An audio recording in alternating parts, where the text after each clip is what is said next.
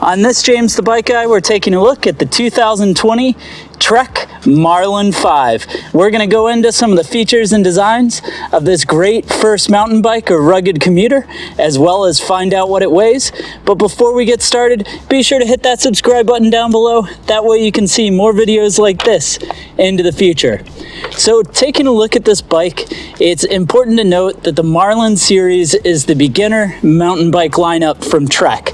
It's an aluminum framed mountain bike, and it really bridges the gap between a great starter mountain bike and something you could use as a rugged commuter to, say, get to school, go to college, or even commute in the city with a little extra durability over a traditional hybrid. Now, the version we're looking at here is the women's version of the Trek Marlin. And it's important to note that the women's version comes in size extra small to medium large. And the only real difference between the two bikes frame-wise is going to be in the frame when you're in a size extra small or small. Between the men's and the women's, the top bar, this piece right here, your top tube, is going to be curved a little bit more for some additional standover and an additional style on the women's version, as you're seeing in the pictures on the screen. Now, once you're in a medium to a medium large, it's the same as the unisex version, and then the unisex will actually go all the way up to a double XL. So the great thing about this is it allows you to choose from a whole bunch of colors. You're not giving up fit or design, but you're being able to have a huge size range from an extra small all the way up to a double extra large. The other piece to mention on this bike is it's going to run what's called smart wheel size. So basically a size medium like this bike and above are going to run 29-inch tires, whereas a size small or extra small in both men's or women's will run a size 27.5. And that's because they're dialing in the biggest wheel size that will fit for the bike. Now, carrying those wheels is going to be this aluminum frame like we talked about. And in this case, it's Trek's Silver Alpha aluminum. So that's going to have pretty nice looking welds. It's going to have things like internal cable routing. And then the frame is actually going to be set up with these braze-ons in the back to be able to run a fender or rear rack. And then you're also going to have the beautiful ability to run a kickstand. And while that doesn't seem like a whole ton, you know, if this bike's going to be used as a commuter, hybrid bike, that sort of thing, and you're putting a rack on the back, it's going to be so nice to be able to let this mountain bike stand.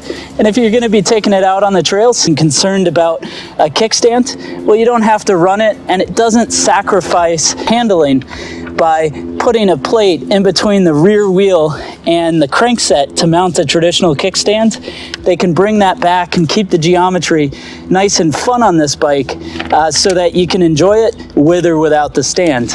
Now, in the front, this is going to be running an SR Suntour XCE 28 fork.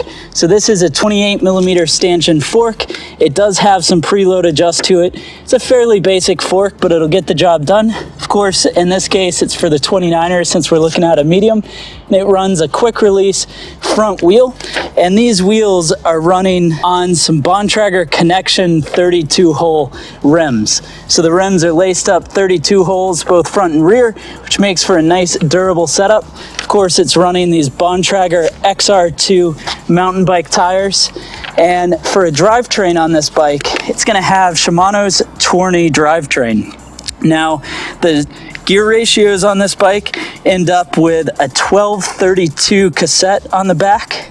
It's going to run that Tourney rear derailleur. And then up front, you're going to have a Tourney front derailleur with a Shimano Tourney crankset that's running 42, 34, 24. Now, this is a place where this bike really is pretty nice, because that's a nice wide gear range to do a whole bunch of different terrain. It is a cassette in the back, which is really nice in this price point. That's a much more durable setup.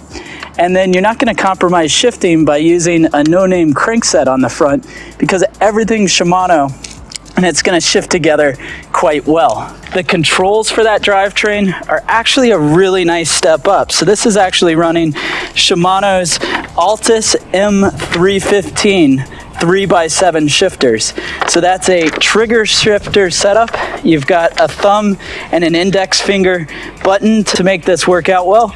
And then to slow down the bike is a huge upgrade over the Marlin 4. This is actually running Tektron's hydraulic HD M276 disc brake setup. And one of the reasons I really like this disc brake setup is this Tektron brake set is actually mineral oil, so it's hydraulic, very little maintenance, and mineral oil makes for a really nice brake feel, especially on a less expensive setup. After talking about the brakes, let's talk about the saddle. So this is running the Bontrager Anya saddle. This saddle is a women's specific version to go with the bike.